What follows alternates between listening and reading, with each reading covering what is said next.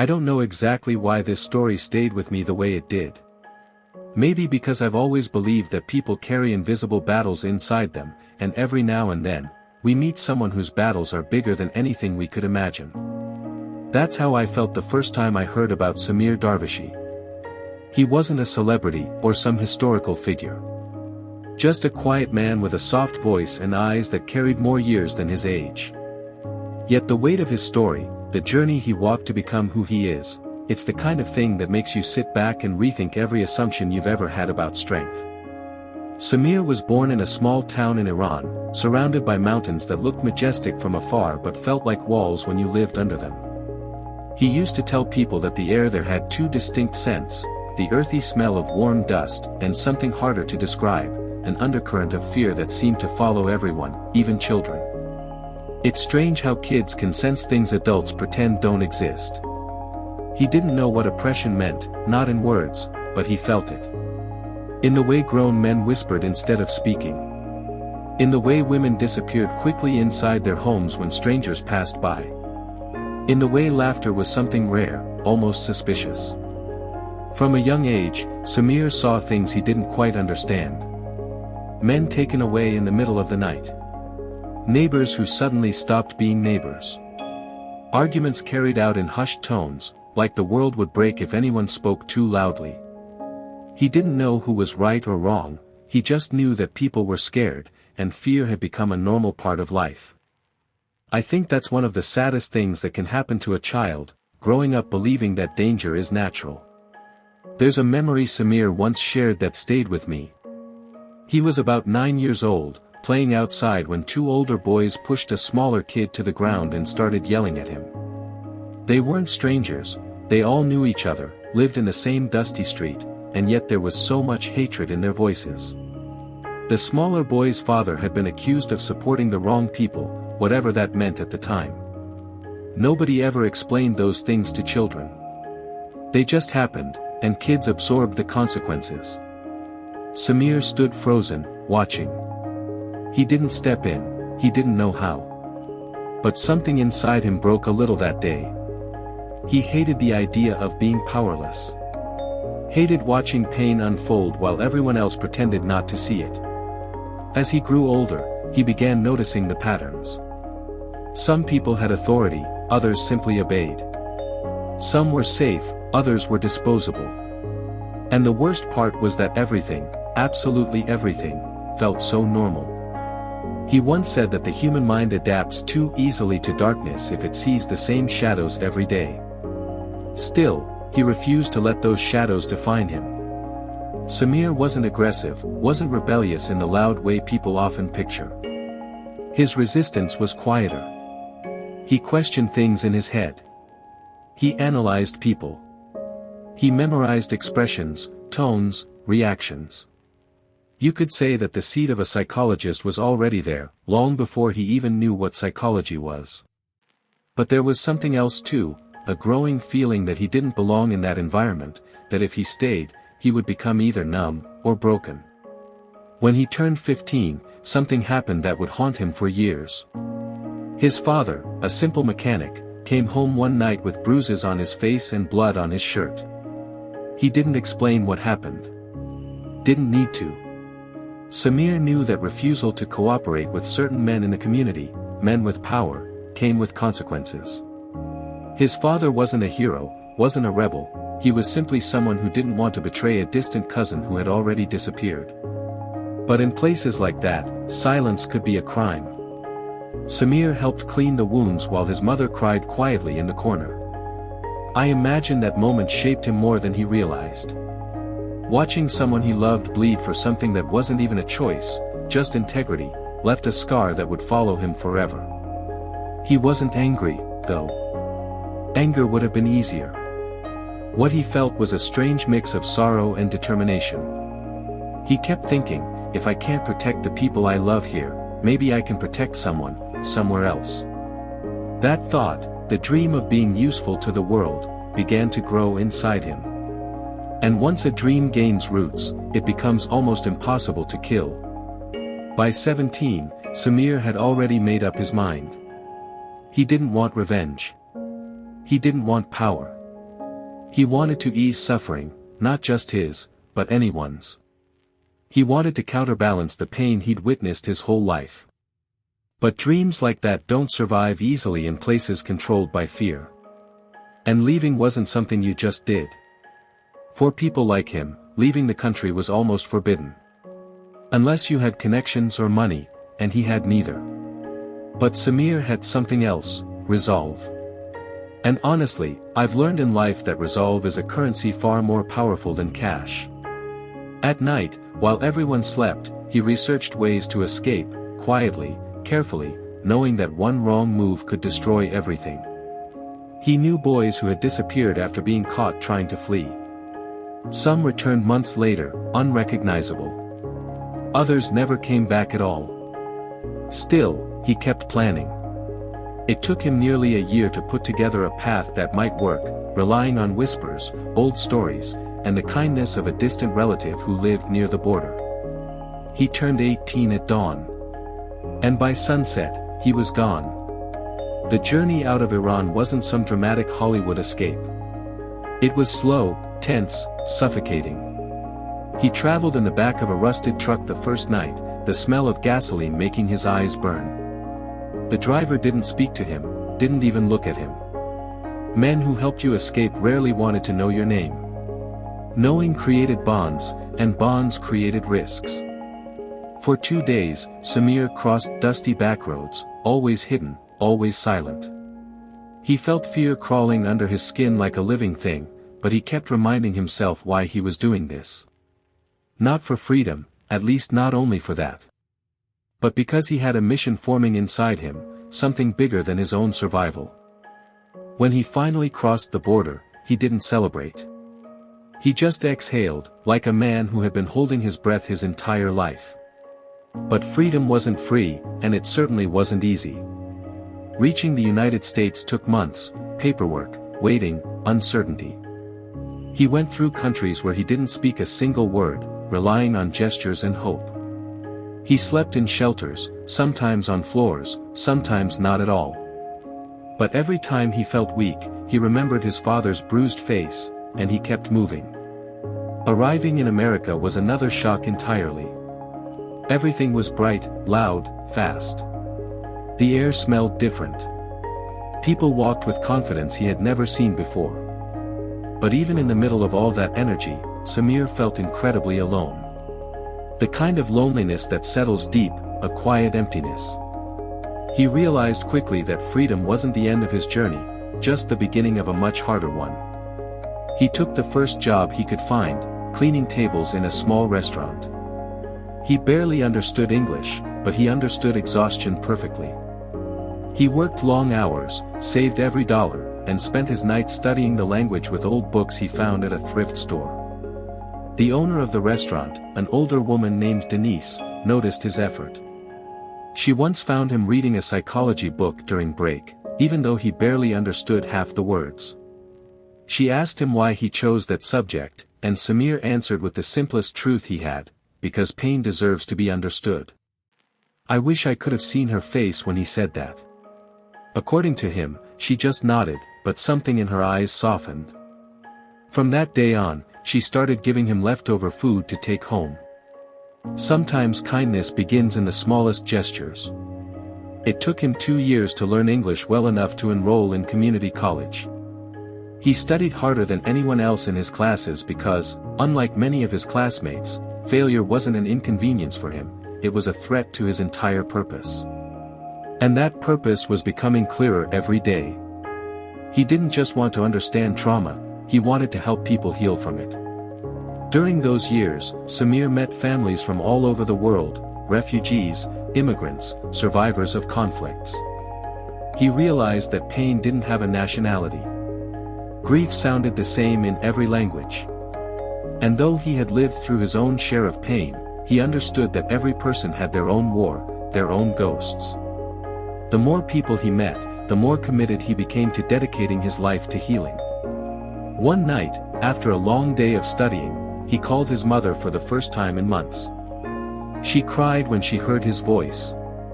She told him that his father was proud, even though he didn't say it out loud. They talked about little things, the weather, neighbors, old memories, but behind every word, Samir could feel the distance between them. Not just physical distance, but the emotional distance created by fear, time and different paths.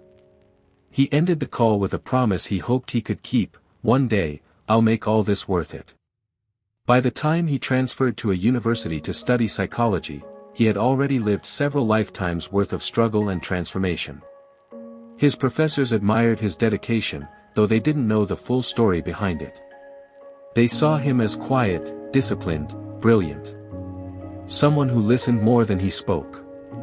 Someone who chose his words with care, as if each sentence carried weight.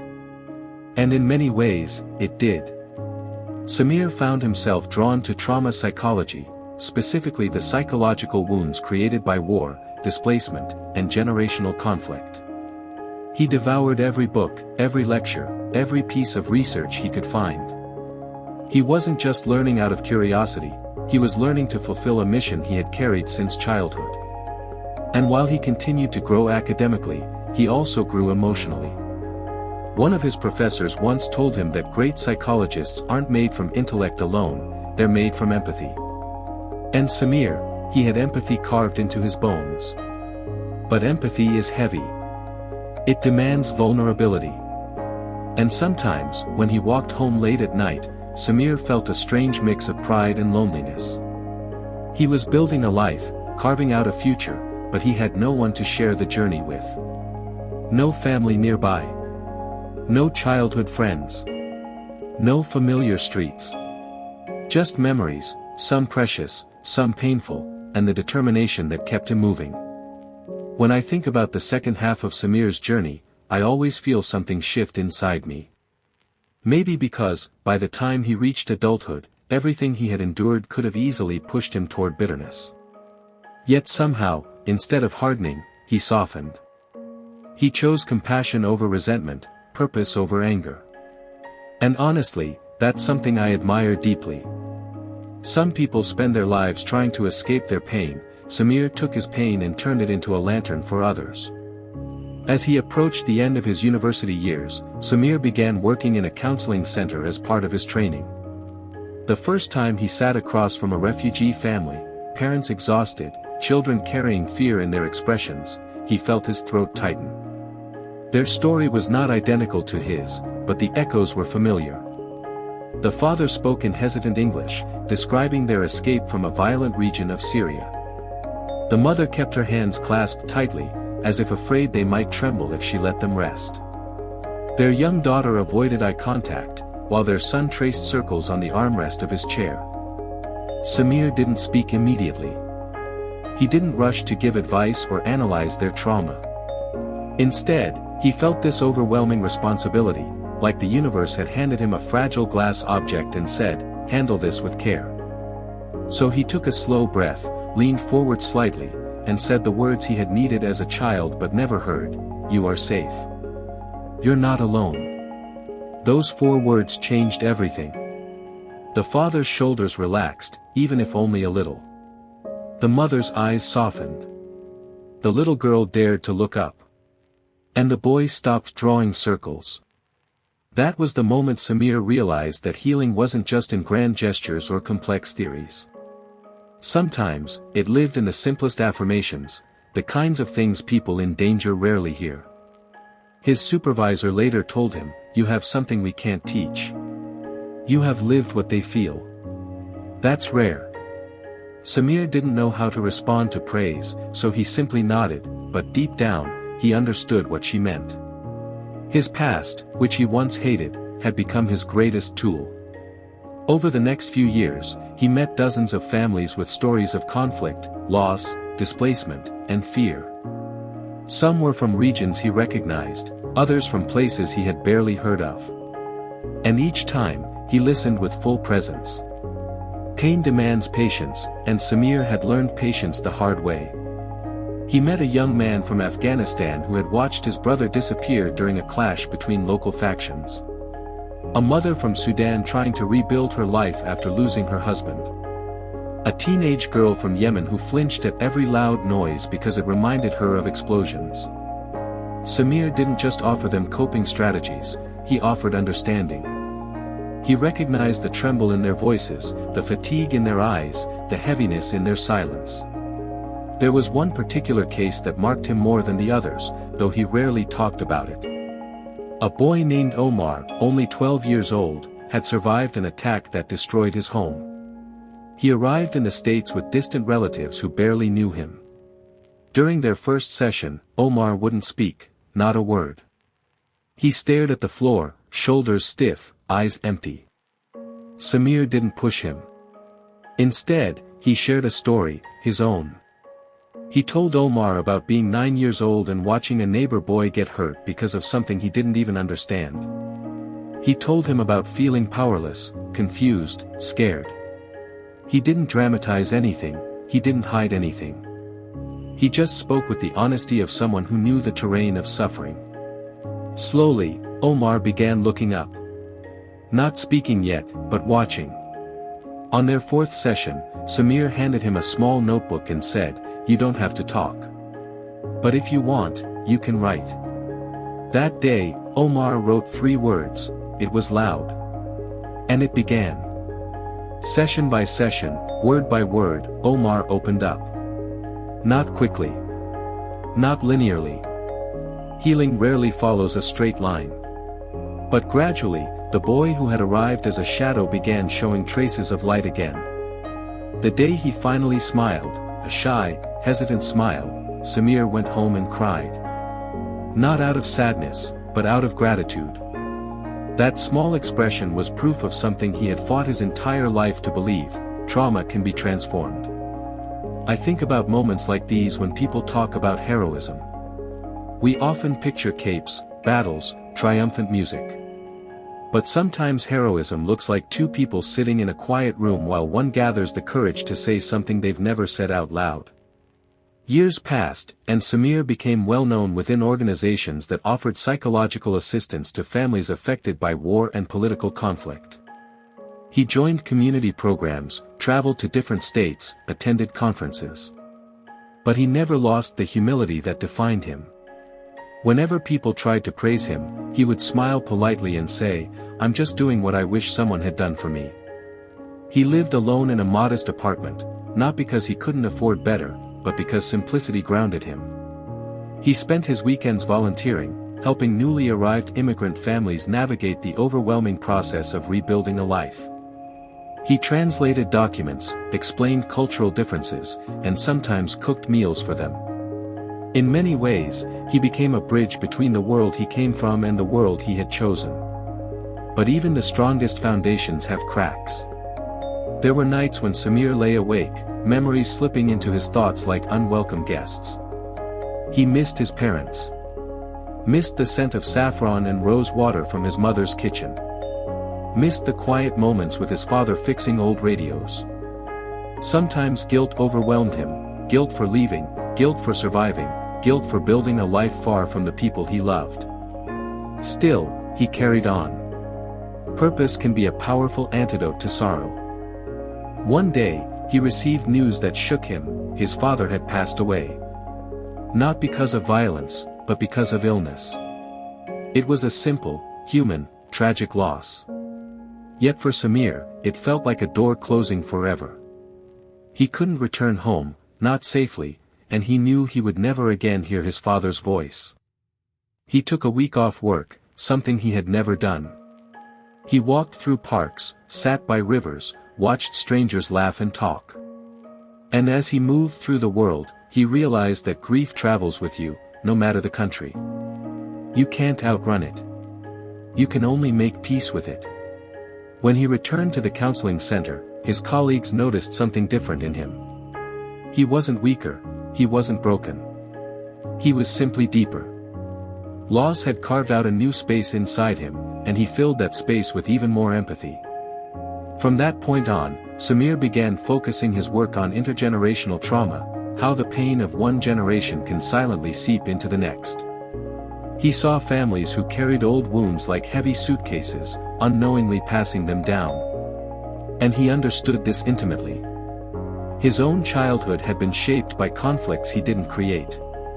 He developed programs for parents and children, teaching them how to communicate, how to build trust, how to heal together instead of alone. He held workshops where mothers wept openly and fathers admitted fears they had never shared. In those rooms, Samir became not just a psychologist, but a guide. One evening, after a long session with a family from Palestine, he stepped outside to breathe. The sun was setting, painting the sky orange and purple. He thought about all the roads that had brought him here, the dusty streets of Iran, the terrifying escape, the lonely arrival in America. And he realized that every moment, every struggle, every heartbreak had been leading him to this exact place. He wasn't just repairing damage from conflicts. He was helping families build futures unburdened by the past. A few months later, Samir was invited to speak at an international symposium about trauma rehabilitation. He stood on stage, looking at a room full of experts, and shared his life story, not for sympathy, but to show the impact that a single human being can make when they refuse to let darkness win. People stood and applauded, but Samir only smiled modestly. After the event, a woman approached him. She was trembling, holding a photo of her brother who had been lost during a conflict years ago. She said that hearing Samir's story gave her hope that healing was still possible. Samir placed a gentle hand on her shoulder and said, "Hope is the first step. You already took it." It was in moments like this, quiet, profound moments, that Samir understood the true meaning of his mission. He didn't flee Iran to escape. He fled to serve. To give grace where there had been cruelty. To give comfort where there had been chaos. To give healing where there had been hurt. Now, adults and children from many cultures walk into his office carrying their silent storms. And when they leave, they often carry something else, a bit of peace, a bit of clarity, a bit of themselves restored. Looking at his life today, you wouldn't guess the weight of the shadows he walked through. His eyes, once filled with fear and uncertainty, now hold a calm strength. When he speaks, people listen, not because of authority, but because of authenticity. He speaks like someone who has survived the fire and returned carrying water for others. I think that's what makes his story so meaningful. Not the escape. Not the success. But the transformation. The conscious choice to take everything painful, everything broken, and use it as a blueprint for healing. And that's why I felt compelled to share his story. Because somewhere out there, someone might listen to this and realize that pain doesn't define you. That your past, no matter how heavy, can become a source of light. That healing is possible. That people like Samir exist, not in movies, not in novels, but in the real world. And maybe, just maybe, his journey will inspire someone else to believe in their own. Stories like Samir's remind us that courage isn't always loud. Sometimes it's a quiet decision made in the dark, a promise whispered only to yourself, a step taken toward a future no one else can see.